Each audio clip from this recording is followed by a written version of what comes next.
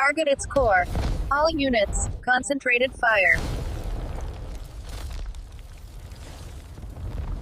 The silence on the bridge of the Harbinger was not one of peace, but of exhaustion.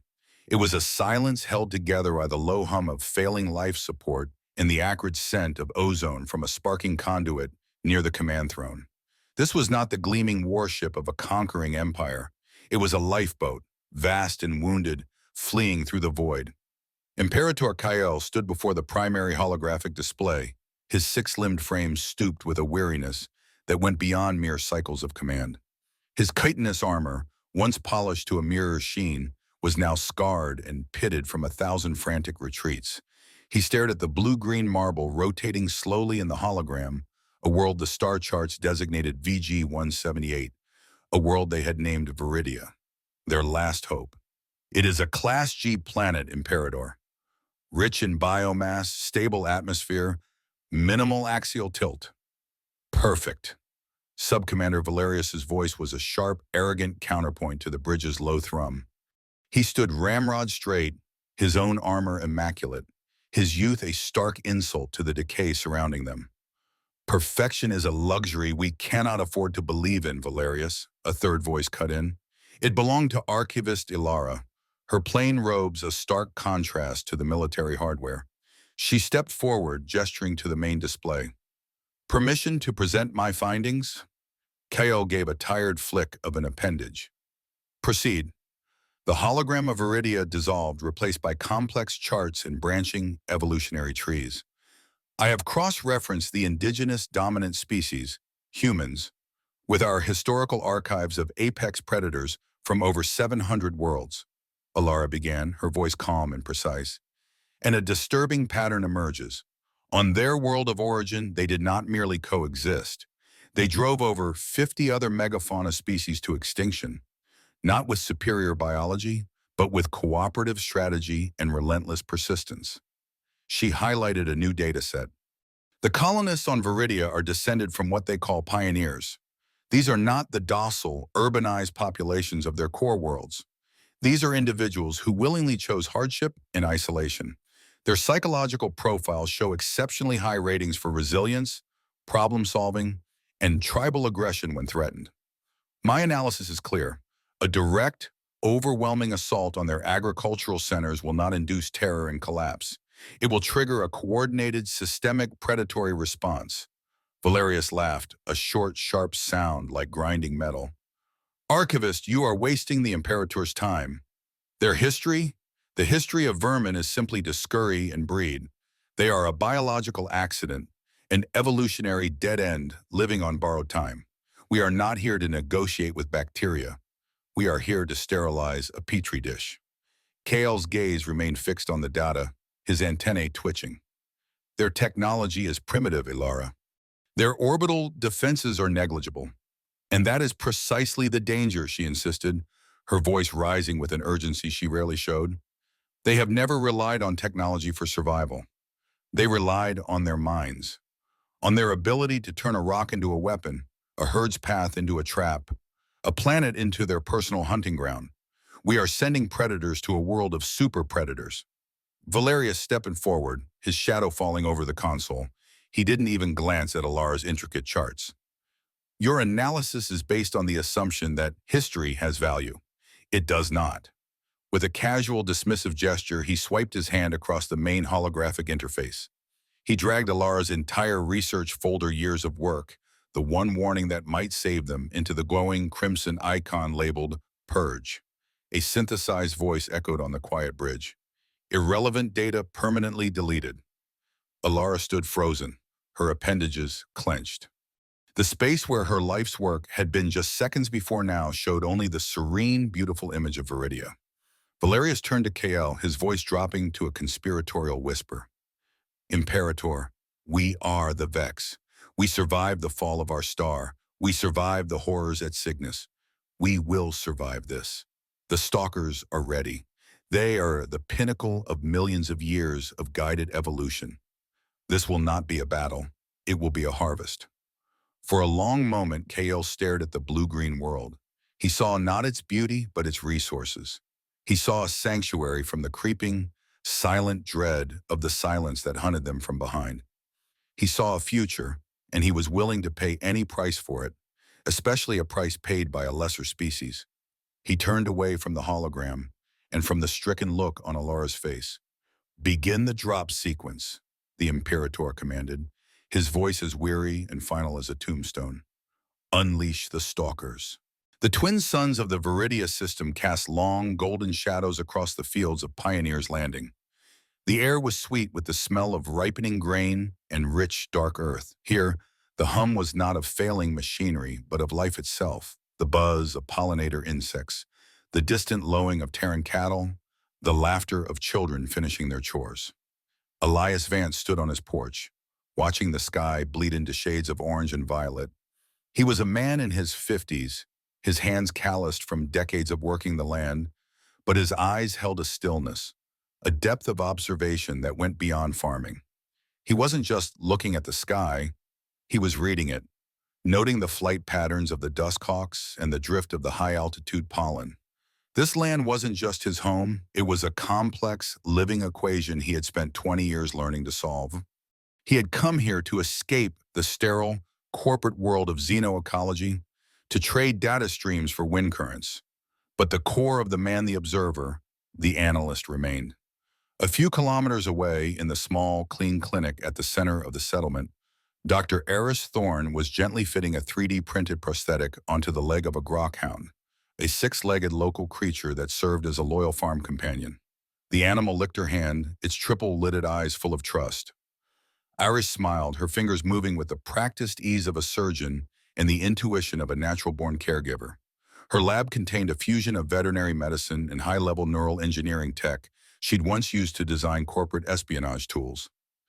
She had walked away from that world, disgusted by its lack of ethics, trading a fortune for the simple satisfaction of healing things. Anya Sharma, the community's elected leader, stood in the town square, her voice carrying easily over the evening bustle as she finalized the roster for the upcoming Heritage Hunt. "Remember," she called out, a wry smudging on her face, "the trapping and tracking scores are worth double this year. We can't have the mechanics team winning again with another souped-up tractor pull." Laughter rippled through the crowd. The Heritage Hunt was a tradition, part festival, part practical training. It was a celebration of the skills that had allowed their ancestors to survive on Earth and their parents to tame this world. They practiced archery, set non-lethal snares, tracked game, and competed in modifying their agricultural equipment for resilience and power. To an outsider, it might seem quaint. To the people of Viridia, it was a reminder of who they were, the descendants of survivors, innovators, and hunters. They were a people who knew how to turn a plowshare into a weapon if the need ever arose. As the second sun dipped below the horizon, a profound peace settled over the valley. Families gathered for their evening meals, the lights of their homesteads twinkling on like new constellations. Anya joined Elias on his porch, sharing a cup of hot cider. "Good day," she said, looking out at the field she'd known her whole life. "They're all good days, Anya," Elias replied, taking a slow sip. He looked up at the first stars beginning to appear in the darkening sky. He saw them not as distant points of light, but as the ceiling of the only world that mattered. He didn't see the other stars, the ones that weren't stars at all. The silent, burning embers descending from the heavens, carrying a harvest of a different kind. For one last moment, there was only peace. For a moment, there was only the quiet hum of the cicadas and the distant stars. Then a new star was born, a silent blossom of orange light in the upper atmosphere. Then another, and another. They were not stars. They were wounds in the fabric of the night. Elias Vance was the first to stand, the cider mug clattering on the wooden porch. His years of watching the sky had taught him the slow, predictable waltz of orbital debris and the swift, singular streak of a meteor. This was neither. This was controlled, deliberate, and utterly wrong. "Anya," he said, his voice low and tight, "get on the comms." Before Anya could react, a sound reached them. Not a roar, but a deep, resonant thump that vibrated up from the soles of their feet.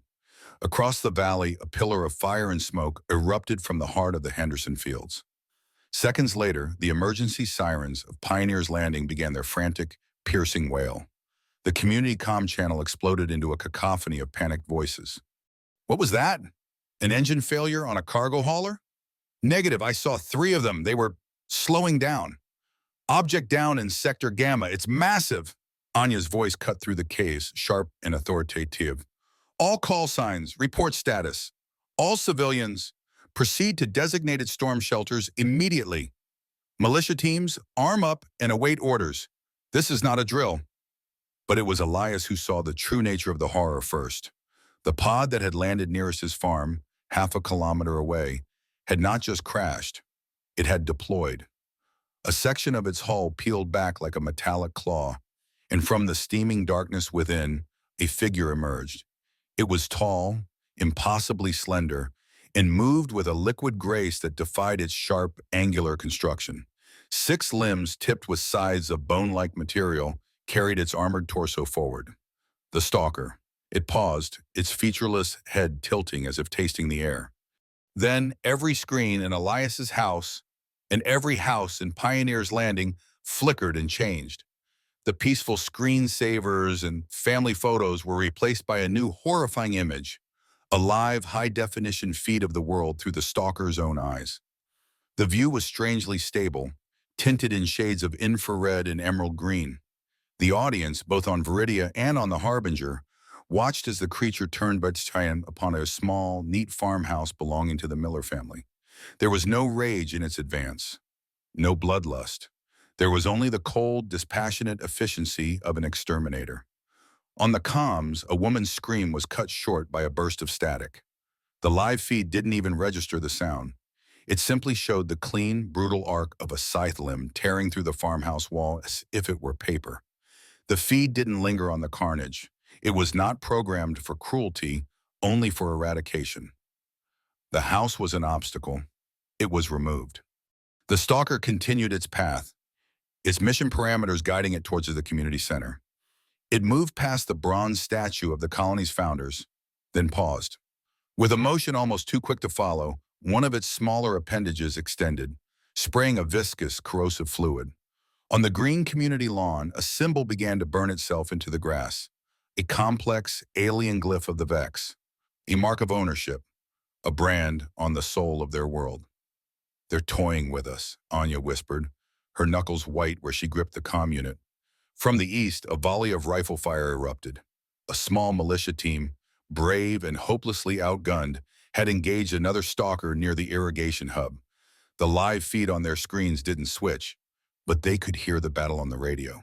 The sharp crack, crack, crack of their pulse rifles was answered only by the contemptuous ping of rounds deflecting off chitinous armor. "It's not even flinching," a voice yelled, laced with disbelief. "Reloading! Cover me, ugh!" The line went dead. Panic was a wildfire threatening to consume them all. But then Elias's voice cut through the noise, as calm and steady as bedrock. "Anya, it's following the old service road. Its pathing is efficient, not creative. It will approach the logging mill from the north." In that moment, something shifted in Anya Sharma. The fear remained, but the pioneer spirit, the hunter's instinct, rose to meet it. A retreat to the shelters was a death sentence, a slow, lingering one. She made a decision. "To hell with the shelters," she roared into the comm. "All personnel with heavy machinery clearance, Red Creek Mill, rendezvous on my mark, move!" It was chaos transformed into purpose. 10 minutes later, under the eerie glow of the burning sky, a dozen men and women swarmed over the hulking, dormant machinery of the Red Creek logging mill. These were people who understood leverage, hydraulics, and tonnage. "Get the primary crane powered up. I want the grapple arms swinging. Hook the logging cables to that loader. We need to block its retreat." Elias stood with Anya on the gantry, watching the northern road. "It's coming," he said quietly. The stalker appeared, a specter of death moving through the tree line. It entered the wide, open yard of the mill, its sensors likely identifying the machinery as inanimate obstacles. "Now!" Anya screamed. A massive hydraulic grapple designed to lift 10-ton logs swung down from a crane above. The stalker, with its alien reflexes, sidestepped the blow with contemptuous ease. The grapple slammed into the earth, sending dirt and gravel flying. From the side, a reinforced front loader roared to life, dragging a thick steel cable to try and ensnare its legs. The stalker simply sliced the cable in two with a flick of a limb and continued forward.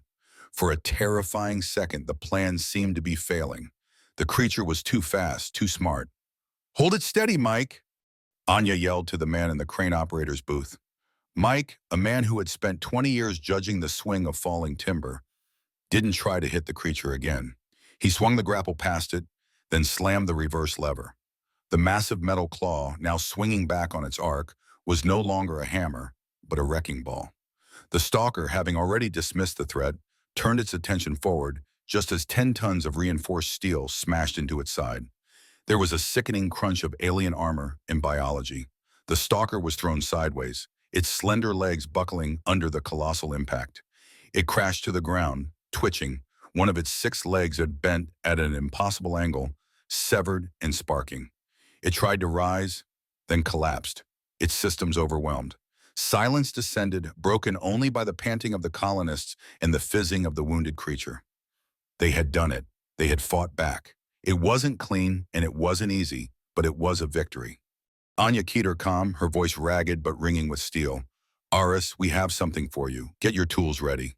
On the bridge of the Harbinger, the air of tired confidence had evaporated, replaced by a tense, crackling disbelief. On the main holographic display, the footage from the Red Creek Mill played on a loop, the impossible swing of the crane, the sickening crunch of armor, the collapse of their perfect weapon. Imperator Kale stared at the image, his antennae twitching furiously. "They used industrial tools," he murmured, the statement a blend of astonishment and outrage. "They did not cower. They did not break. They repurposed farm equipment." He had calculated for military resistance, for technological opposition. He had never calculated for this level of primitive, sheer audacity. His desperation, the driving force behind this entire gambit, now had a new, bitter flavor. Doubt. "Insolence," Subcommander Valerius snarled. He paced before the command throne like a caged predator. "This is the result of your restraint, Imperator. We sent hunters, yes, but we shackled them with surgical strike parameters. We should have scoured the surface from orbit, boiled their pathetic oceans." "And rule over a dead world?" Ko retorted, his voice sharp with frustration. "We are not the silence, Valerius. We do not seek oblivion. We need this world intact." "Intact?" Valerius laughed, a sound devoid of humor. He gestured at the screen showing casualty reports from the initial wave. 3 stalkers lost, 7 more damaged. "They are adapting, learning. This is what your archivist warned us of, and your sentimentality allowed it to happen. These vermin do not learn through observation. They learn through pain. It is time we gave them a lesson in absolute agony." He strode to the tactical display and brought up a new schematic. It was a stalker, but larger, its armor thicker, its limbs tipped not just with size, but with what were clearly energy projectors. "The Alpha," Valerius said, his voice dropping with reverence. "Unleash it. Let it burn their primary settlement to glass. Let it turn their fields to ash. When the survivors crawl from their burrows, they will not see conquerors. They will see goods, and they will beg to worship our cruelty." Kale hesitated. The Alpha was a prototype, dangerously powerful and unpredictable. It was a weapon of total annihilation, not subjugation. To use it now was an admission that their initial strategy had failed completely. Meanwhile, in her Spartan quarters, archivist Ilara watched the same feeds on a small, wall-mounted monitor. Her door was locked, her access to the ship's primary systems severed. She was a prisoner of the very ideology she had tried to warn against. There was no triumph in being right, only a profound, soul-crushing sorrow. She watched the footage of the log mill trap, not with the shock of her comrades, but with a grim sense of recognition. She saw the patterns she had studied in 100 dead archives: cooperation, tool use, the repurposing of the mundane into the lethal. It was the human signature, written across millennia, now scrawled in the dirt of a new world with steel and hydraulics. She then listened to the bridge comms feed, her heart sinking as she heard Valerius's rabid demands. She knew KL. The Imperator was desperate, and a desperate leader was a pliable one. Valerius would get his monster. The conflict would escalate until nothing was left of Viridia but a cinder, and the Vex would have gained nothing but another stained chapter in their long, sad history of flight. Both species doomed by the arrogance of one. She could not let that happen. Her loyalty was not to an imperator or a sub-commander, but to the survival of the Vex as a people, and survival required wisdom, not just rage. She moved to a simple data port set low on the wall, one meant for archival maintenance and diagnostics, a low-priority channel, unmonitored, all but forgotten. In the long cycles of her work, she had learned all the ship's secret digital pathways. From a hidden compartment in her robes, she produced a small, flat data slate, her personal archive. Her fingers flew across its surface, her movements deft and certain. She was not a soldier, but she was a master of information, and information was its own kind of weapon. She pulled two specific files from a deeply encrypted partition. The first was a complex chain of code, a key she had theorized could interface with the stalker's base programming, bypassing the command-level imperatives. The second was a neurologically neutral brainwave schematic, the recorded patterns of a stalker in a biostasis pod, a state of pure, dreamless rest. It was not a command. It was a whisper of peace in a language of violence. With a final tap, she compressed the data into a tiny, anonymous packet. She routed it through the diagnostic port, burying it in a stream of meaningless maintenance logs. A single drop of ink in a rushing river. It was a desperate, almost hopeless act. If Valerius's security protocols detected it, she would be vaporized without a trial. The packet was sent. A confirmation light blinked once on her slate, then vanished. Ilara leaned back against the cold metal wall, her duty done. She had thrown her stone into the great ocean of fate. Now she could only wait for the ripples. On the bridge, Imperator Kyle finally relented under Valerius's relentless pressure. Very well, he conceded, the words tasting like ash. Prep the next wave, increase aggression parameters, and put the Alpha on standby.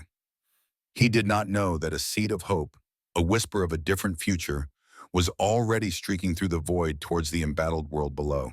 The victory at the logging mill felt like a lifetime ago. It had been a brief, defiant roar in a storm that was now slowly drowning them. Hope had been replaced by a quiet, creeping dread that tasted like dust and ozone.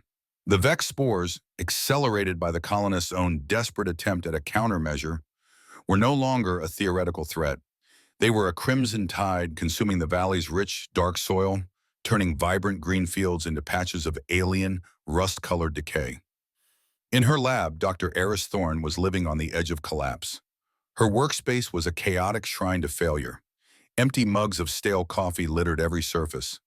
Holoscreens displayed cascading lines of Vex code that defied all logic, shifting and rewriting themselves like sentient, mocking serpents.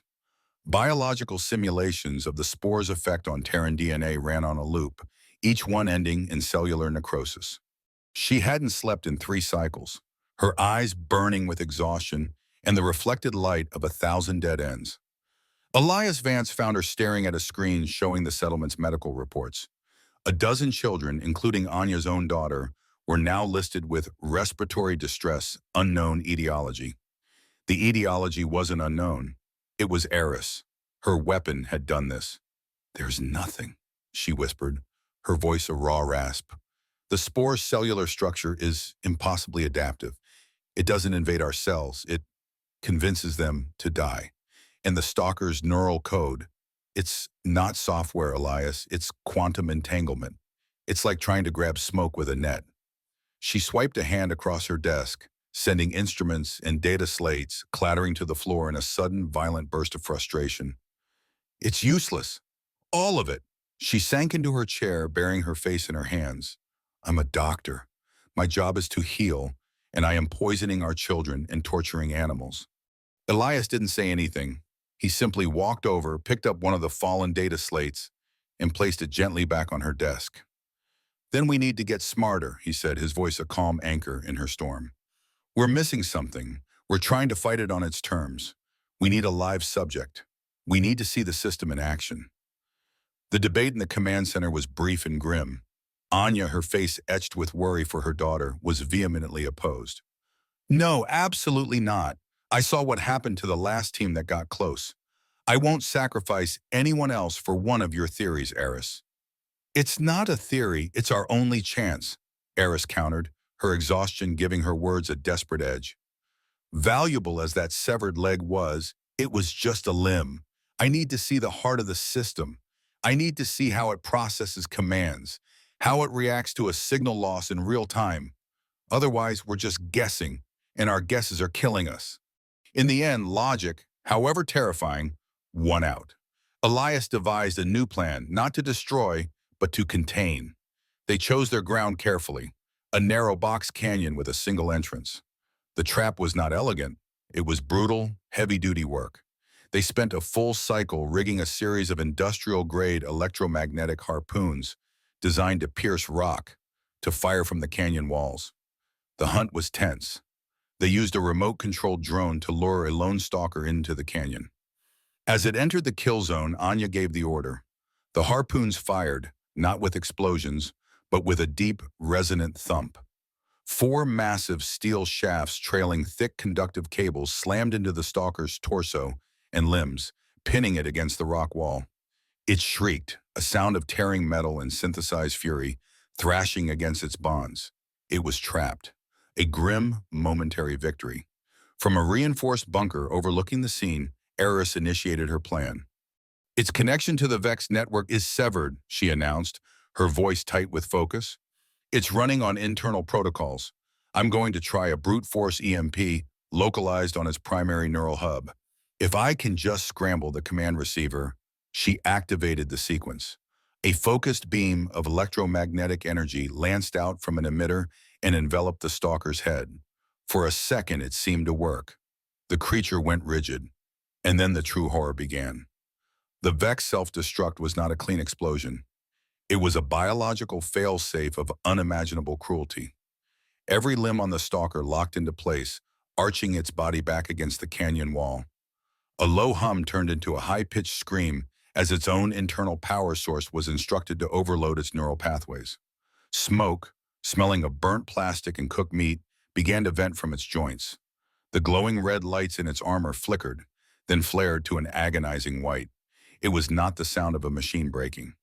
It was the sound of a creature being boiled alive from the inside out. The colonists watched in stunned silence, their faces pale with horror. The stalker's synthesized shriek finally died out, replaced by the grim sound of its armored shell contracting and cracking in the intense heat. Eris stumbled back from her console, a hand clamped over her mouth as she fought back a wave of nausea. She hadn't just failed. She had perpetrated an act of profound torture. The silence on the comms was heavier than any scream. They had faced the monster, and in their attempt to defeat it, they had become monstrous themselves. The path forward was gone. There was only the crimson moss, the sick children, and the smoking husk of their last, best hope pinned to a canyon wall. Miles above, in the cold, sterile confines of her quarters, Alara watched the same scene on her monitor. While Valerius would see this as a successful test of their security measures, she saw it for what it was, a tragedy born of ignorance. She saw the humans' desperate, flawed ingenuity and the Vex's brutal, unthinking response. She saw two species, both capable of so much, locked in a death spiral. She watched Kael's command icon appear on her screen, authorizing Valerius to prep the Alpha Stalker for deployment. The end was coming. The time for observation was over. Her movements were calm, her face a mask of grim resolve. She retrieved her personal data slate. Her loyalty was no longer a simple matter of command structure. It was a question of cosmic conscience. She would not stand by and watch another species be extinguished by the desperate, foolish pride of her own. She typed the commands, her fingers a blur. The puzzle box opened. The two files, the key, and the template were ready. With a final silent prayer to whatever gods might still be listening in the void, she sent the packet, a single desperate act of treason. A single defiant spark of hope cast into the overwhelming darkness. The silence in Iris Thorne's lab was a shroud, the smoking husk of the tortured stalker, viewed on a looped recording, was a testament to their failure. Hope was dead. All that remained was the grim, methodical work of tracking the Crimson Spore's relentless advance. It was in this atmosphere of despair that the anomaly appeared. A ghost on the network. A tiny, encrypted data packet that flickered onto her private terminal. having bypassed every standard communications protocol. It was a whisper where there should have been only silence, a spark in the suffocating darkness. Adrenaline, sharp and potent, cut through her exhaustion. This was no accident. For the next hour, Eris worked with a furious, obsessive focus. The code was alien yet elegant, a puzzle box of nested encryptions. As she peeled back the final layer, she found not a weapon schematic or a tactical weakness, but two simple files. A complex brainwave pattern labeled with the Vex symbol for stasis and a recursive line of code. It was the key, her key. She slammed her hand on the console, not in frustration this time, but in revelation. The self-destruct isn't a bomb, she breathed, her eyes wide. It's a response to a question. The Vex network is constantly asking the stalker, "Are you there?" And if it doesn't answer with the right command signal, the protocol assumes it's been compromised and purges it. We've been trying to cut the line. We should have been picking up the phone. The data packet Alara had sent was the correct way to answer. The brainwave schematic was a template for a passive, non-aggressive state of being. The code was the key to broadcast that state directly into the stalker's neural system. It was a ghost signal. It would fool the network into thinking the stalker was still under its control, dormant but functional, while severing the actual commands of aggression. It was a lullaby, not a hammer. She took her findings to Anya and Elias. The command center was grim, the air heavy with unspoken grief, and the smell of antiseptic from the makeshift infirmary. Anya's face was stone. "No," she said flatly before Eris could finish. "Absolutely not. I watched that thing die. I heard it scream. I will not authorize another suicide mission, so you can test a theory from a ghost file that fell from the sky." "It's not a theory, it's an answer," Eris pleaded, her voice cracking with the force of her conviction. She brought the data up on the main screen. "Look, last time we attacked its hardware. We used brute force. It was like trying to stop a charging bull by punching it. This time," she pointed to the elegant wave patterns, "we speak to the bull. We soothe it. We tell it to go to sleep. This is different. This is medicine." Elias stared at the screen, his gaze distant. He looked at Anya, whose daughter was now breathing with the help of a respirator. He looked at Aris, whose eyes held the wild, desperate light of someone who had seen the other side of the abyss and found a single narrow bridge. "What do you need?" he asked quietly. The new plan was born of hard-won experience. Elias chose the location as a series of intersecting canyons that would limit the stalker's mobility. The trap was the same electrified nets, but their application was different. This was not a kill mission, it was surgery, and they were the nurses prepping a very dangerous patient. The capture was terrifyingly professional. They lured their target, a large, aggressive stalker, into the designated canyon. The nets deployed with perfect timing, not just to trap, but to immobilize specific joints. The stalker roared and thrashed, but this time the colonists worked with a grim, silent efficiency. Within minutes, it was pinned, alive and furious, against a rock face. "The clock is running, Eris," Anya's voice crackled over the comm. "The network knows it's offline." Eris stood before the trapped beast, the scene a nightmarish echo of her previous failure. The same synthesized shrieks, the same smell of ozone. The memory of the creature's agonizing death threatened to paralyze her. But this time, her fear was tempered by understanding. She began her approach, carrying the portable signal projector. Her HUD lit up with the estimated 90-second countdown until systemic purge. 80 seconds. The stalker lunged, its head smashing against the rock just inches from her, its red optic sensors burning with mechanical rage. 70 seconds. She reached the base of the creature, her insulated gloves reaching for the neural interface port. It was protected by an armored plate. 60 seconds. "The plate's locked down," she yelled. "On it," a voice replied. From the canyon rim, a colonist with a high-powered plasma cutter, normally used for mining, fired a precise beam. The plate glowed cherry red and fell away, exposing the port. 45 seconds. Eris pushed the connector forward. The stalker thrashed, knocking her back. Her head hit the rock wall, stars exploding in her vision. 30 seconds. "Eris!" Elias's voice was a roar of panic. She shook her head, scrambling forward again, ignoring the pain. Her hands, slick with sweat, found the port. She pushed the connector home. It clicked, a sound that was deafening in the chaos. Connected. Uploading the ghost signal now. A green progress bar crawled across her vision. The stalker seemed to redouble its fury, as if its machine spirit knew it was being invaded. 15 seconds. The bar hit 50%. The creature's shrieks reached a fever pitch. 10, 9, 8. The net sparked and groaned, threatening to snap. 5, 4, 3. The upload bar flashed. 100%. Signal active, Eris screamed, diving for cover. 2, 1, 0. The colonists braced for the inevitable, horrifying result. But the result was silence. A profound, absolute silence. The thrashing stopped. The synthesized shrieking cut off as if a switch had been flipped. The angry red lights pulsing across the stalker's armor sputtered and died. It slumped in its bonds, inert. For a long, heart-stopping moment, everyone thought it was dead. Then, with a soft hiss of hydraulics, its head lifted. The movements were different now. Not the jerky, precise motions of a puppet, but the slow, exploratory movements of an awakening animal. The crimson optic sensors flickered and changed, shifting to a soft, inquisitive cerulean blue. It looked at its ensnared limbs, tugging at them gently, curiously. It looked at the colonists staring down from the canyon rim. Finally, its gaze settled on Eris, who was slowly getting to her feet. It tilted its head. Retracting the deadly scythes on its forelimbs back into their armored sheaths, it emitted a series of low tonal clicks and whistles. It was a sound of profound confusion, not aggression. It was a question. Eris took a hesitant step forward, then another. She had faced down a killing machine. Now she stood before a creature, a life. She had not destroyed. She had healed. On the canyon rim, Elias Vance let out a breath he had been holding for what felt like an eternity. He keyed his private comm to Eris, his voice filled with an emotion she had never heard from him before. Pure, unadulterated awe.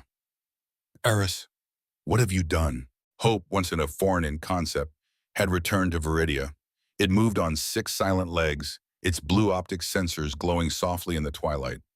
Sparks, as the colonists had named their first liberated ally, had become the key to turning the tide. It was more than a weapon. It was a divining rod for its kin. The process became a grim but efficient ballet of liberation. Sparks would lead them, moving with an eerie certainty through the canyons and forests, its senses tuned to the Vex command network that was now alien to it. It would locate another stalker, and the human teams, now veterans of this strange new warfare, would move in. The electrified nets, the coordinated movements, Eris's ghost signal projector. It was still terrifyingly dangerous, but it was a system that worked. On Anya Sharma's tactical map in the command center, the board was changing. One by one, hostile red icons flickered and turned to friendly blue. They were no longer just defending their homes. They were taking back the world, one mind at a time. They had 6 liberated stalkers now, a small pack that moved with a coordinated grace that no human team could ever match. For the first time since the sky burned, they felt like they were hunting, not just being hunted. Aboard the Harbinger, that same tactical map told a story of catastrophic failure. Imperador Kale watched as another red icon flipped to blue, a digital representation of his perfect weapon being turned against him. It was a failure of technology, a failure of strategy, a failure of imagination. It is a contagion, he hissed. It is a symptom of your weakness, Imperator. Kael turned. Sub-Commander Valerius stood at the entrance to the bridge, flanked by 2 hulking Vex guards from his personal retinue. Their loyalty was to Valerius's ambition, not Kael's title.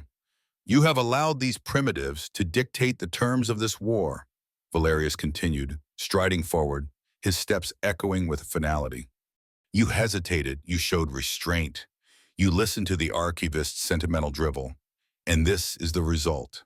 Our assets compromised, our mission a failure. Our mission was to secure a new homeworld, not to create a graveyard, Kael shot back, his authority faltering.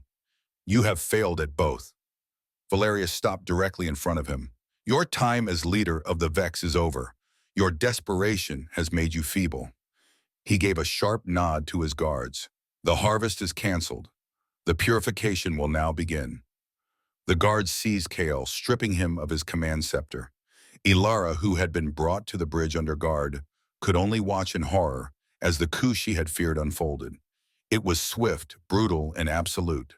Valerius seated himself on the command throne, his presence instantly filling the bridge with a new and terrifying energy. "Unleash the Alpha," he commanded, "and open a channel to the entire colony. I have a final message for them." Across Viridia, every speaker, every comm unit, every radio crackled to life, hijacked by the Vex signal. And then the voice of Valerius boomed from the heavens, dripping with condescending power. "Creatures of Viridia," it began, the Vex language translated by a cold, synthesized voice. "I am Imperator Valerius. Your insignificant resistance has been amusing, like watching ants fight a flood. You have proven yourselves a stubborn life form, but stubbornness is not greatness. I am here to teach you the final lesson in the cosmic order." A massive pod, far larger than the others, screamed through the atmosphere, landing with the force of an earthquake in the Central Valley. "I will not just destroy you, Toso," Valerius's voice continued, a dark glee coloring his tone. "I will erase your hope.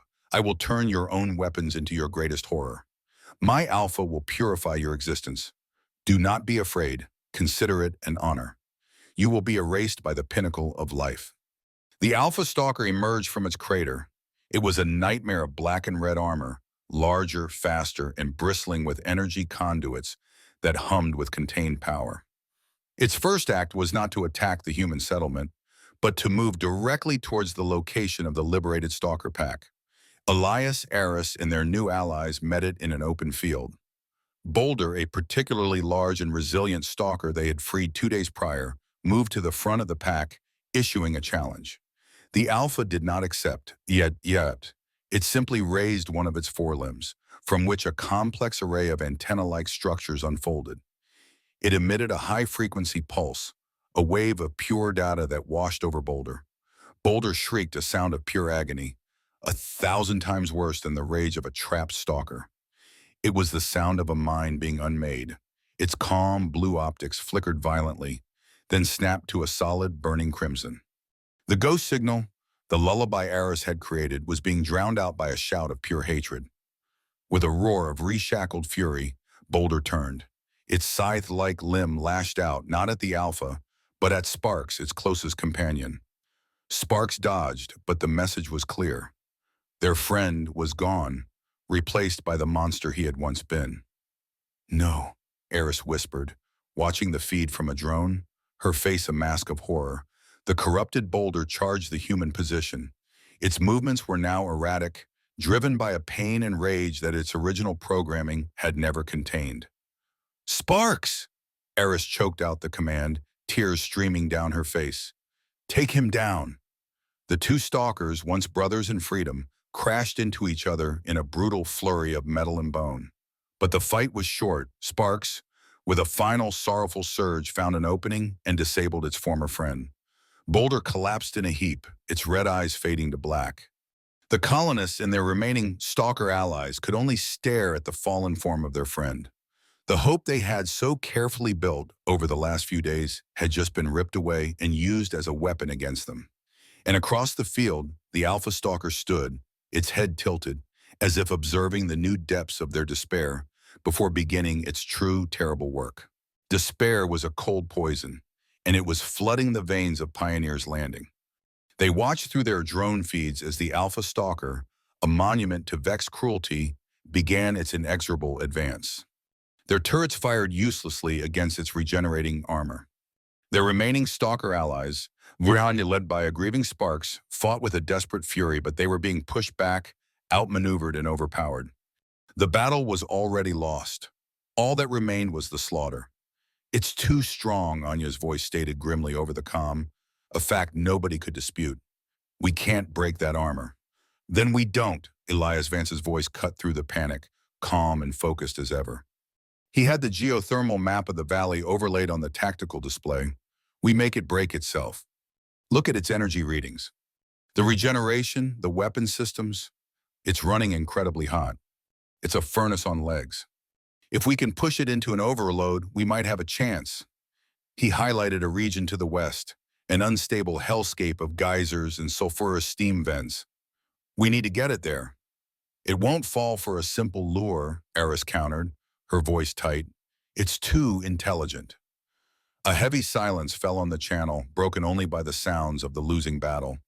Then Anya's voice returned, no longer grim, but filled with a terrifying resolve. It's a predator, she said. Predators can't resist a direct challenge to their dominance. I'll give it prey it can't ignore. Before anyone could argue, they saw her icon move on the tactical map. She was heading for the motor pool, straight for the monstrous armor-plated ore hauler they had nicknamed the Rhino. Anya, no! Elias yelled. Just get ready, Elias, was her only reply. Clear the field. The Rhino roared out of its bay, a mountain of steel and defiance on 6 enormous wheels. It charged directly towards the Alpha Stalker. Every weapon it had, a retrofitted plasma cutter and 2 rotary cannons blazing. It was a loud, glorious, and utterly suicidal challenge. Aboard the Harbinger, Valerius laughed in delight as he watched the feed. The vermin's leader offers itself as a sacrifice. Oblige it. The Alpha, goaded by the direct assault, broke off its attack on the other stalkers and turned its full, malevolent attention on the Rhino. The chase was a brutal ballet of David versus a Goliath from hell. Anya weaved the massive truck through the battlefield, firing relentlessly, leading the Alpha on a deadly path westward. The Alpha was faster, its energy whips lashing out, tearing great gouges in the Rhino's armor. A scythe limb sheared off the entire portside cannon array. The truck's cabin sparked, its integrity failing. I'm almost there, Anya shouted, her voice strained. Ahead lay the misty expanse of the geothermal fields. The Alpha closed the distance.